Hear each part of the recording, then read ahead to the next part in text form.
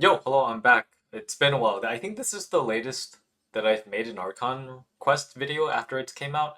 It's been like 3.5 weeks since the Archon Quest came out, so yeah, I'm a little late, but I was in Japan for like a month and doing some working and some learning, so I didn't have my PC or anything. But now I'm back. I'm back. I played through Act 3. Act 4 I'm going to play after, but Act 3, very good. I thought that the storytelling was quite better than Act 1 and Act 2. Not by a wide margin, but it was like still very engaging for the most part, right? You have pretty much every character that's involved in the quest have a good amount of dialogue.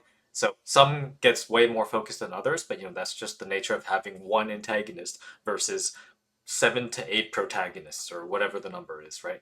This was Act 3, like this is Act 3 of Not Cry because it was literally focused on three Harbingers getting a ton of dialogue and good moments that connect their past, present, and future together to create good dialogue and progress the plot forward in a good way and set up things for the future that is cool. So, so yeah, let's talk about that. Cool. So Act 3 picks up pretty much where Act 2 ended, which is where we're still trying to figure out what Rerir is trying to do and just his motives behind being in Notcry and getting all of this Kuvaki energy. And there's been some wild hunt activity, so we go to investigate, and it turns out that he's after Columbina, because Columbina has a ton of Kuvaki energy, so he gets the upper hand because Columbina is still quite weak. She doesn't have anywhere close to her full power. And so we step in with Flynn's to try to help her. So Rerir unfortunately overwhelms everyone, and we need to tap into Columbina's final output of energy in order to teleport away, just fleeing the scene for now. Also, one thing is that during the cool fight cutscene between Rerir and the others, I thought that his use of the whole like chains things that kept everyone entangled reminded me of Gilgamesh from Fate Stay Night, where Gilgamesh uses a similar chain of heavens called Enkidu, where he's able to bind his opponents and they can't escape. Like the more godlier they are, the harder it is for them to escape. So I thought that that attack was pretty cool. And this is where we get introduced to Varka, who I think, no offense to the Grand Master of the Knights of Favonius, but I think we got a massive aura loss from Varka throughout the quest. Now, I haven't played Act 4, so maybe he does more stuff in Act 4, but Varka ended Act 2 doing a surprise attack on Rerir with like the most Giga Chad aura energy that I've seen, because we know Rerir is super strong, and Varka's like, I'm just gonna charge straight at him, and I'm gonna try to beat him. And so we get introduced to Varka here, and it's like, hey, I saw Rerir by the way earlier, and I kind of got my butt kicked by him. Because even towards the end of this act, Flynn's is telling Varka, hey, you should just chill out because you're still not recovered from your fight with Rerir. So I'm just saying, Varka stocks, they're a little going down, but I believe it'll jump back to the moon in Act 4 and Act 5 and Act whatever, whenever he comes back or becomes playable. So, hey, I still believe in my man. I still believe in him. But I have to say, L. L for Varka. He gets this L. So, anyways, Varka brings us back to the Northern Intelligence, which is where the headquarters is located for all of the intel in Notcry. If you want to get something done, you generally go through this. And so this is where we meet up with all of our characters. We try to devise a plan as to how do we stop Rerir. And while this is everyone so far, there are hints throughout the story that there are more people that are going to be involved, like Arlecchino later on as we show, but there was someone that protected Hisi Island in Act 2 from the Kuvaki blasts. There's someone that Dory mentions later on, likely Alice, right? Because Alice knows Dory, and they do transactions together. Anyways, there are three steps to try to take down Rerir. It's try to figure out what his motives are, it's try to delay his attack so that we get more time to figure out what his motives are, and Columbina says, well, maybe we could try to use the powers of all three moons together. We only have two right now. We have Columbina, the frost moon, and then we have the eternal moon, which is the moon marrow that the traveler has in their possession. And the iridescent moon is the one that's missing. So if we could try to get that one, then perhaps combining them will make us strong enough to take down Rerir. Nefer gets Flynn's fragment that's connected to Rerir in order to try to investigate his past, to try to figure out what his motives could be. And throughout this whole meeting, I thought, yeah, it was a good amount of dialogue spread between all of the characters. You know, some characters like Jehoda, they continue having funny gag and comedic moments, which I appreciate. I thought that this act in particular had a lot of good quotes that are very memorable. So the first one that came from this meeting was that Nefer says, "Hey, favors are the hardest things to pay back." Hearing that quote, I was like, wait, that makes a lot of sense because when you owe someone a favor, it's like you don't really know what they're going to ask of you, but because you owe them this favor, it's like you're kind of like obliged to give them back whatever they would like, kind of thing. So yeah, that's why it's like you don't want to be indebted to someone as a favor because who knows, right? Now we split up into different teams to try to do the three different goals. We go with Columbina to the Fatui experimental area to try to talk to Sandrone because Columbina wants to get into contact with Arlecchino because Arlecchino is related to the Crimson Moon, which is related to the iridescent moon. I really liked the dialogue between Columbina and Sandrone. I thought it fleshed both of them out really well. It did a really good job of using their past to establish what's going on in the present and then setting up things for the future. And this is the same when Arlecchino joins the fray later on. It continues expanding on Sandrone's character, on Marionette, where she's still like you can't fully trust this girl because she definitely has motives that she's not willing to share. But you know, it's these kinds of tsundere moments of, oh, this is the last time you're going to be invited to my tea party, right? That helps make her more memorable to me, right? She's someone that has held tea parties for her Fatui Harbingers, and these kinds of moments and things that we learn, they make the Harbingers more relatable. You know, she says that, oh, you know, it's unfortunate that Signora is not going to be able to join them for any tea parties. It's, you know, she's kind of sad that Columbina is no longer joining tea parties because Columbina is no longer with the Harbingers. She's commented on how Capitano can't join them anymore, you know, which brought kind of brought a tear to my eye because of what Capitano did in the Natlan Archon quest, and how Capitano also used to bring Child over to the tea parties, kind of thing. So yeah, it makes them feel more like a family, right? It's like I like Marionette a lot.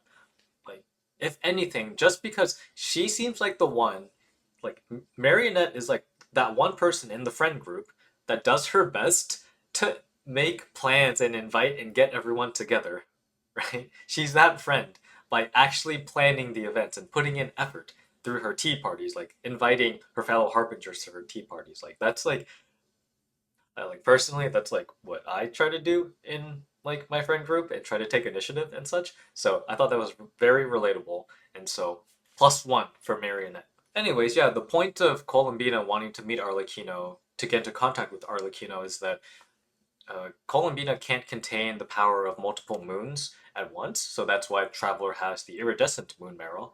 And because Arlecchino is related to the Crimson Moon, then that means that she likely can hold the marrow of the Crimson Moon, of the iridescent moon.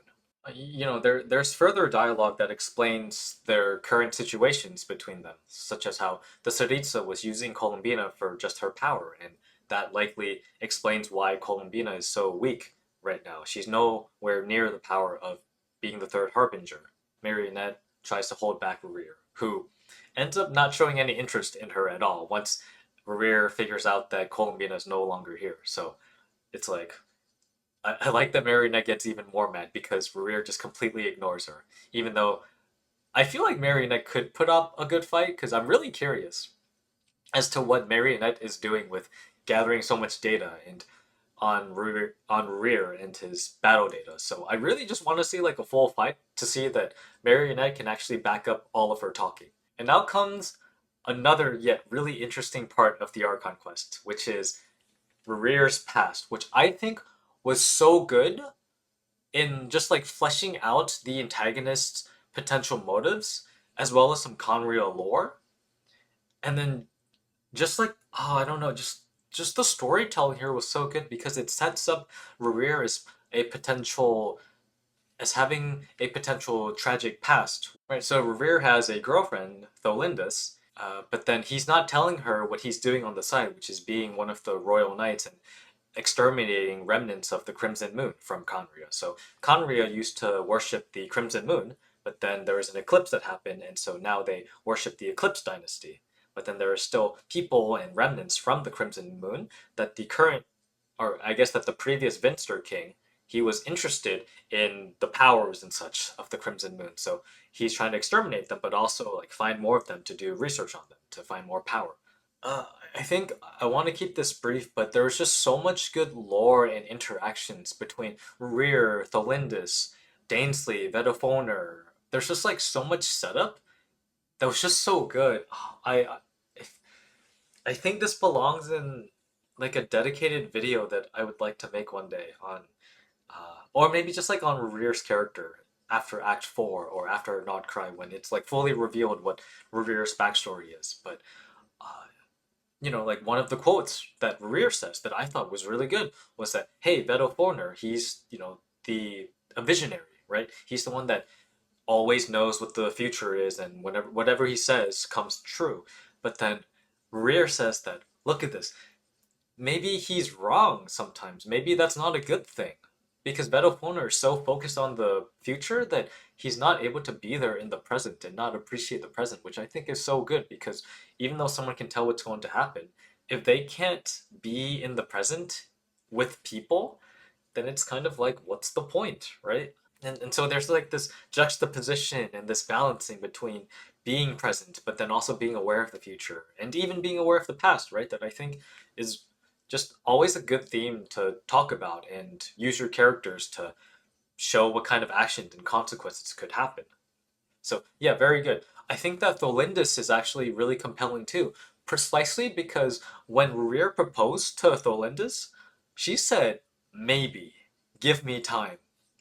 Which is like such a suspicious thing, which I find this super ironic coming from Tholindis because she says, hey, I would like to get more time to decide on an answer, but we're still together, by the way. But she also tells him that, hey, we're nobodies, by the way. Like, why would anyone care about our marriage?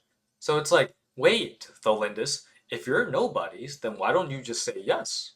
What's there to hide? Like, what's there stopping you from just saying yes and getting married? You think you're like someone special enough that like you need time to decide if there's like some people on the side or some people in the shadows that need to be aware of this or something? So I thought that was like very suspicious, but also so good because it's so like compelling and it adds good drama to Rerir's lore and backstory and his potential motives. So I'm pretty sure something tragic is going to happen there, likely involving the power of the abyss and even the remnants, the people like Arlecchino, like people who are still descendants of the Crimson Moon. And then I'll share another fire quote that I really liked, which is that a man can have 1,000 reasons to carry a sword, but there are very few good reasons to actually use it, right? Which is the whole idea of like, you know, I love the sword not for its ability to kill or like, to do great things or whatever. It's more like it's like the people that it's trying to protect, right? The weapon.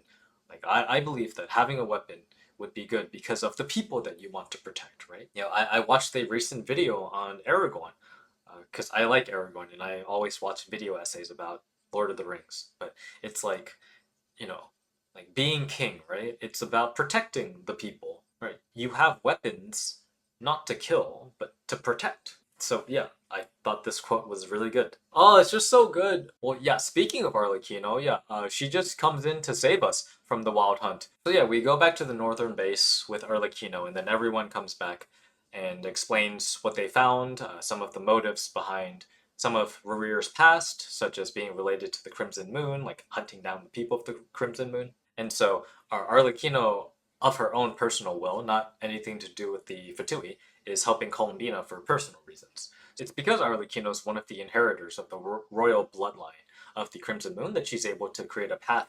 She's able to, she knows where it is and is able to create a path in space to let us go to the location of it. The main thing that we learned here is that Tholindis, Rerir's girlfriend, right, she was studying machines that could suppress abyssal power.